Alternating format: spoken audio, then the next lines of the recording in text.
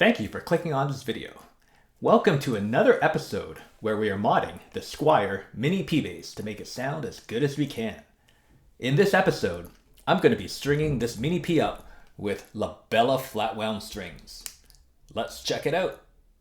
Flatwound strings and P basses go hand in hand, from the James Jamerson Motown funk to the rock tones from Steve Harris and Iron Maiden. These are truly iconic sounds. So today, we're going to string this mini P up with Labella flatwounds. So these are the made for a 28.6 inch scale bass set, and these are featuring a 31 inch string wound length. If you want more details about how to find strings that fit your short scale bass, I will leave a link to a video I made in the description box below. To briefly summarize that video, what you are looking for is a string wound length that fits the scale. So the string wound length is measured from the ball to the beginning of the silk or a step taper. And ideally, you want that taper to be in between the nut and the tuning peg. This is most relevant for the low E string and even more important when you're looking at flat wound strings. If you end up with a lot of winding around the post, you risk string breakage. And a lot of these strings were designed and engineered to have a smaller diameter string go around the post. So not to say other brands of strings won't work on the Mini P, these Labellas are marketed as being specific for a 28.6 inch scale instrument.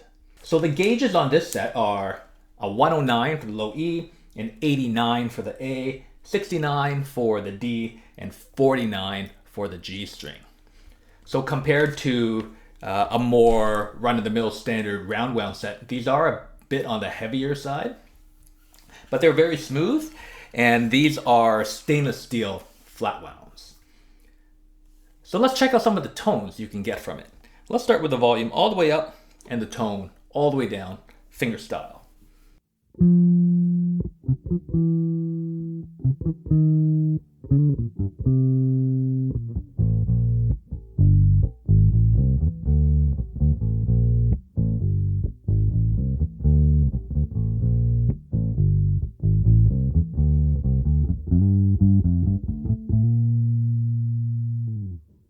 Let's roll that tone knob up to about 25%.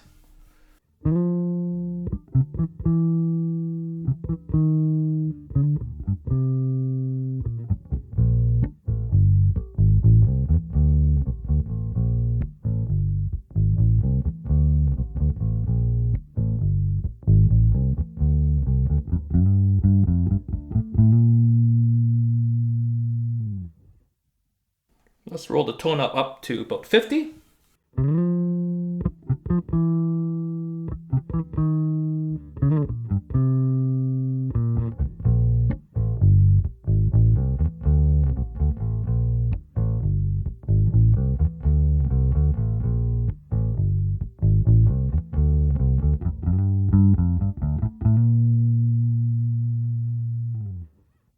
Now let's roll the tone up all the way up, 100%. Wide open.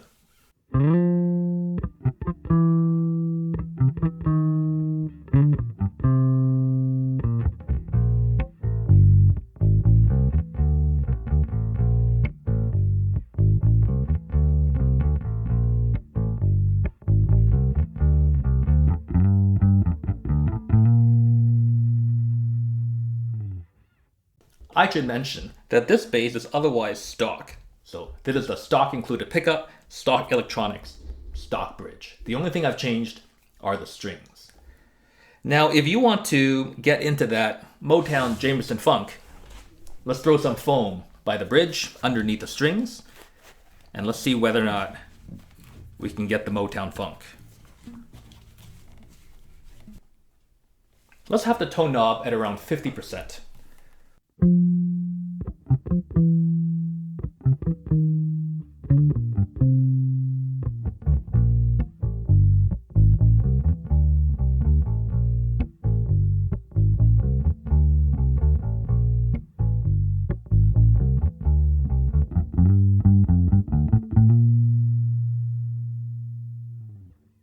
All right, well, let's take that foam off. And let's see how it sounds palm muted with a pick.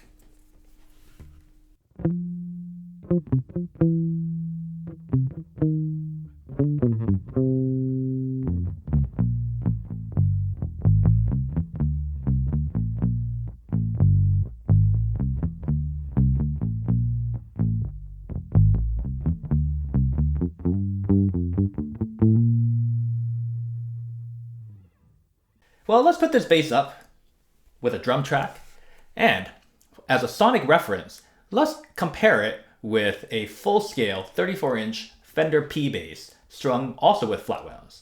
So I'm going to compare this with my green P bass over there. That one has stock electronics, so the original pickup. I did change the bridge to a vintage style slotted saddle bridge, and it has GHS flatwounds in the lighter gauge. And let's see how this mini bass compares. We'll have 3 passes of the track. In the first one, we'll have both basses with the tone knob at 25%. On the second pass, we'll have the tone knobs at 50%. And then the third pass, we're going to open the tone knob all the way up to 100%.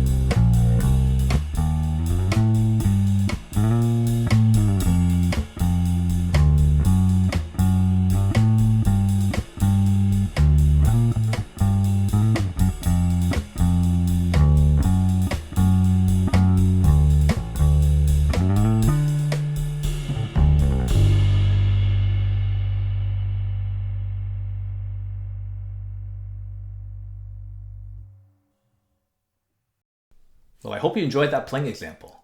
Please let me know what you thought of the tones by leaving a comment below. What are my thoughts? I think, overall, these Labella flatwounds strung on this mini P bass gets you quite a bit closer to that kind of vintage, thumpy, flatwound sound. And with the tone knob at 25%, it sounds remarkably close to my full-scale P bass.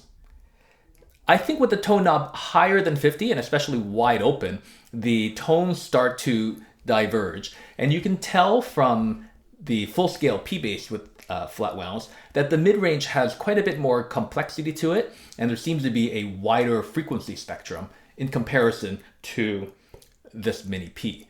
Now, I think a lot of it might have to do with this pickup. The pickup in the stock pickup, that is, in the Mini P does seem to be a little more narrow focused, and it seems to be a little more harsh and aggressive sounding in certain mid-range frequencies. And it doesn't quite open up the way the full scale pickup in my P bass does. In terms of feel, these Labella flatwounds are a bit on the heavier side in comparison to what I'm used to playing.